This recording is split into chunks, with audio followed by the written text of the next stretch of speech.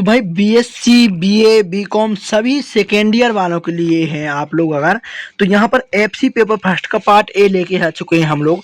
और इस सीरीज में पार्ट बी और फिर फाउंडेशनल पार्ट ए और बी सभी मतलब 4 जो भी आपका फाउंडेशनल में होने वाला है सभी के बारे में यहाँ पर डिटेल में बात करेंगे। और भाई 50 क्वेश्चन 50 मोस्ट इंपोर्टेंट क्वेश्चन बताएंगे 2026 के लिए। तो यहाँ पर देख लीजिए आपका कौन सा है, आधार पाठ्यक्रम हिंदी के हम लोग यहाँ क्वेश्चन बता रहे हैं। तो इससे बाहर आपका पेपर जाने वाला नहीं है और यहीं से क्वेश्चन रिपीट होंगे। तो बिल्कुल वीडियो को स्किप मत करें और इस चैनल को सब्सक्राइब कर लें, क्योंकि इसमें हम लोग आपको मोस्ट इंपोर्टेंट क्वेश्चन बताते रहते हैं। चलिए हम लोग वीडियो को स्टार्ट करते हैं।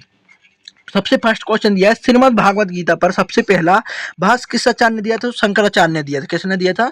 शंकराचार्य ने दिया था। दूसरा क्वेश्चन है हमारा, निम्नलिखित में से कर्म की दशा नहीं है तो क्या नहीं है? अकर्म। भैया कर्म कभी भी यह नहीं बोलते कि अकर्म करो।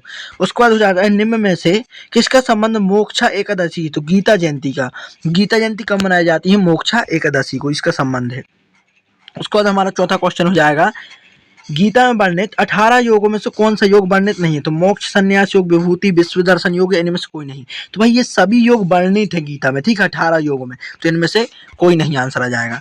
इसके बाद आ जाएगा श्रीमद् भागवत गीता में अन्यामनस्क विशेषण किसके योद्धा के लिए लगाया गया? तो अर्जुन के लिए लगाया गया। जहाँ पर श्री कृष्ण सोमोदन गुणक इसको मतलब अर्जुन जी का नाम नहीं है, तो यहाँ पर अर्जुन का कोई इसमें से कोई नहीं आ जाएगा। निम्न में से कौन सा ग्रंथ प्रस्थान त्रय में स्थान नहीं रखता? तो क्या होगा भाई यहाँ पर आपका आंसर हो जाएगा विस्तार द्वैत। विस्तार द्वैत हो जाएगा, जो कि आपका क्या होता है प्रस्थान त्रय में स्थान नहीं रखता। विशेषता द्वैत, ठीक है, विशेषता द्वैत। शांति पर्व किस महाकाव्य का अंश है? तो महाभारत का। किसका अंश है? महाभारत का है। उसके बाद भाई हो जाएगा आपका यहाँ पर 8वां क्वेश्चन हो जाएगा, जो कर्म नियमित हो और आसक्ति राग द्वेष से रहित होकर कर्म फल की चाह से बिना किए उक्त व्याख्या निम्न में से किस कर्म भेद के अंतर्गत आता है? सात्विक कर्म क्या आता है? किसके आता है? भैया जो किसी की इच्छा ना करता और कर्म करता जाए उसे सात्विक भेद के अंतर्गत आता है। 9वां क्वेश्चन हो जाएगा, निम्न में से कौन सा आचार्य कृष्णा भक्ति से नहीं जुड़े हैं? तो रामानुजाचार्य जी। रामानुजाचार्य जो गणित के विशेषज्ञ हैं वो कृष्ण भक्ति से नहीं, वो एक गणितज्ञ थे, ठीक है। यहाँ पर हो जाएगा बसंत पंचमी, क्या हो जाएगा यहाँ पर बसंत पंचमी के दिन किस कवि का जन्म मनाया जाता है? निराला जी का मनाया जाता है, निराला जी का, ठीक है। उसके बाद निम्नलिखित किस कवि का संबंध महिषादल पश्चिम बंगाल से? सूर्यकांत त्रिपाठी निराला जी पश्चिम बंगाल से। उसके बाद आ जाएगा निम्न में से किस कवि के संबंध मतवाला पत्रिका से? तो प्रसाद जी ने मतवाला पत्रिका लिखी है। उसके बाद परिमल काव्य संग्रह प्रथम प्रकाशन किस वर्ष में हुआ? तो 1929 में हुआ था। भाई यहाँ पर आंसर नहीं दिया तो लगभग आप लोग 28 लगा सकते हैं यहाँ पर, ठीक है, 1929 में हुआ था और लगभग 28 यहाँ पर सही हो जाएगा।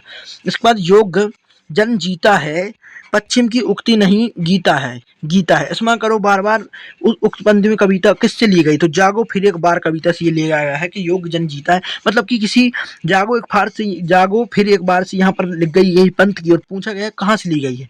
तो योग जन जीता है पश्चिम की उक्ति नहीं गीता है। ये वाली कविता एक जागो फिर एक कविता एक बार से लिए गए हैं। 15वां क्वेश्चन हो जाएगा, निम्न में से निराला जी का उपन्यास प्रभाव ही क्या है? निराला जी का उपन्यास है। काले अक्षर चोरी का पुकार, इनमें से कोई नहीं, प्रभाव है, ठीक है।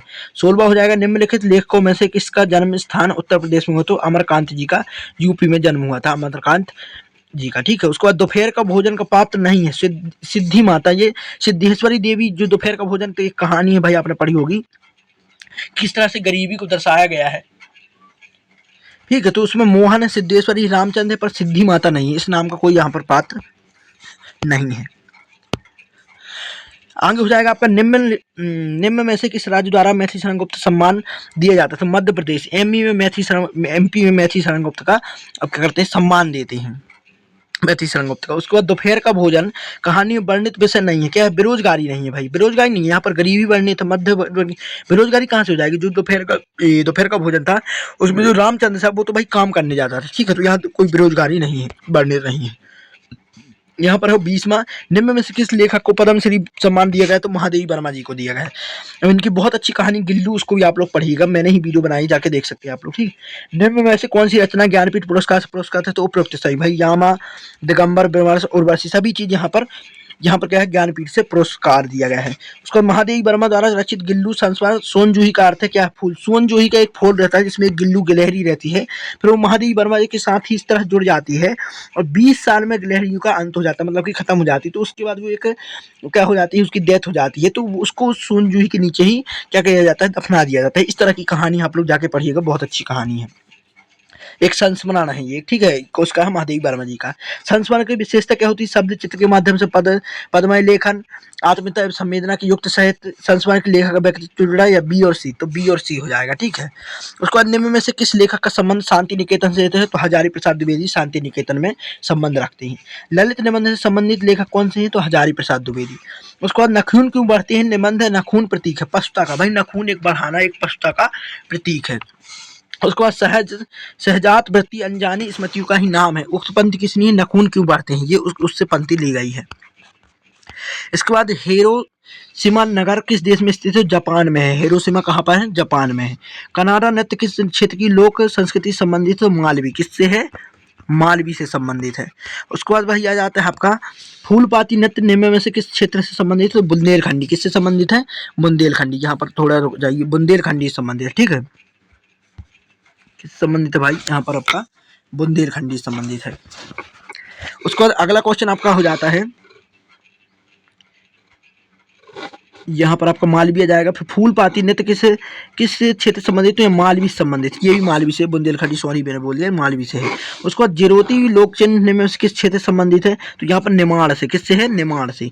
तेलंगाना लोक चिन्ह किस क्षेत्र, मतलब क्षेत्र पूछा गया है भाई, ये भी आपको पता होना चाहिए तभी आपसे बनेंगे। बघेलखंड से है तेलंगाना। भारिया जनजाति किस में, किस क्षेत्र में आती है, जबलपुर छिंदवाड़ा दोनों में आती है, उपयुक्त दोनों में, ठीक है, भारिया जनजाति। उसके बाद बेलाड निम्न में से किस साहित्य विधा का अंग्रेजी नाम है, लोक गाथा का, ठीक है, बेलाड, ठीक है नाम। मामूलिया लोक नृत्य निम्न में से किस लोक साहित्य के अंदर गाया जाता है, मालवी लोक साहित्य के, ठीक। उसके बाद मालवी लोक गाथा का उदाहरण है, तो राजा जैन सिंह की गाथा। राजा जैन सिंह की जो आप लोग गाथा है वो किसका उदाहरण है, मालवी लोक गाथा का। अगिया बेताल निम्न में से किस क्षेत्र की लोक सुपरिभाषित है, तो निमाड़ी की है। किसकी है भाई, निमाड़ी की है। उसका निम्न में से कहावत का उदाहरण है, तो चाल चले साधन निभाए बाप दादा। ये आपका क्या है, कहावत है। ये डंका मारना नकंचा बरसना, ये सब क्या है, कहावत नहीं है। ये सब भाई आपकी कहावत नहीं है, लेकिन यहाँ पर कहावत कौन है, चाल चले साधन निभाए बाप दादा, ये आपकी क्या है, कहावत है। उसको कहावत की विशेषता नहीं है, नहीं है पूछा गया, ये याद रखिएगा। तो एक वाक्य में होना, एक रूपता का होना, छोटे वाक्य में होना, या वाक्य का पूर्ण ना होना, यह क्या है, कहावत की विशेषता नहीं है। वाक्य का पूर्ण होना कहावत की विशेषता होती है। तो तत्पुरुषता समाज में कितने भेद होते हैं, तो भाई 6 होते हैं। कितने होते हैं, 6 होते हैं। बहुब्रीही समाज की विशेषता नहीं है, तो पदों के मेल तीसरे अर्थ का ना निकालना, ये क्या है भाई, बहुब्रीही समाज की विशेषता नहीं, ना निकालना आ गया, क्योंकि निकालता है बहुब्रीही समाज, तो यहाँ पर विशेषता नहीं में आ गया। उसके बाद निम्न में से किस समाज में दोनों पद प्रधान होते हैं, द्वंद्व में। आपको पता है सिंपल, द्वंद्व में क्या होते हैं, दोनों पद प्रधान होते हैं। निम्न में से आधारभूत उद्योगों में नहीं आते, तो चीनी नहीं आती आधारभूत उद्योग में। उसके बाद उच्च एवं विकसित संस्कृति की सभ्यता का उक्त कथन है, फेरल चाइल्ड का, फार्मू का, मेका ईवर का, तो मेका ईवर का ये क्या है, कथन है। उसके बाद 45 हो जाएगा आपका कि भाई संस्कृति की विशेषता नहीं है, क्या है, संस्कृति की विशेषता नहीं है, तो क्या संस्कृति व्यक्तित्व विशेष द्वारा निर्मित नहीं है, नहीं है आ गया ना, तो आपका क्या हो जाएगा, यहाँ पर क्या हो जाएगा भाई, संस्कृति की विशेषता नहीं हो जाएगी। उसके बाद यहाँ पर 46वां क्वेश्चन आपका आ जाएगा, शिक्षा का अर्थ बालक एवं मनुष्य की आत्मा, शरीर और बुद्धि के सर्वांगीण विकास से है। उपयुक्त कथन है गांधी जी का। किसका है, गांधी जी ने ये कथन कहा था। उसके बाद निम्न में से कौन सा कानून सूचना समाज से संबंधित है, तो उपयुक्त सभी। कॉपीराइट अधिनियम, बौद्धिक संपदा अधिकार, सूचना का अधिकार, उपयुक्त सभी हो जाएगा, ठीक है।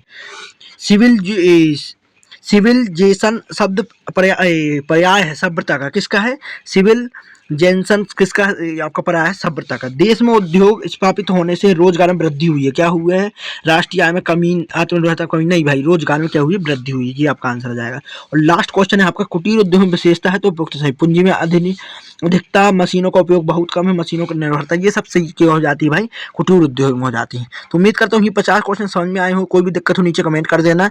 आने वाली वीडियो में हम लोग इंग्लिश में बात करेंगे, और यही सीरीज चलनी है भाई आपकी उद्यमिता और महिला सशक्तिकरण, सभी के 50 क्वेश्चन हम लोग बताएंगे मोस्ट इंपोर्टेंट। तो बिल्कुल वीडियो को स्किप मत करें और चैनल को सब्सक्राइब करके बेल आइकन को ऑन कर लें, ताकि आपको वीडियो सबसे पहले मिल सके। चलिए अगली वीडियो में मिलेंगे, तब तक के लिए धन्यवाद, थैंक यू।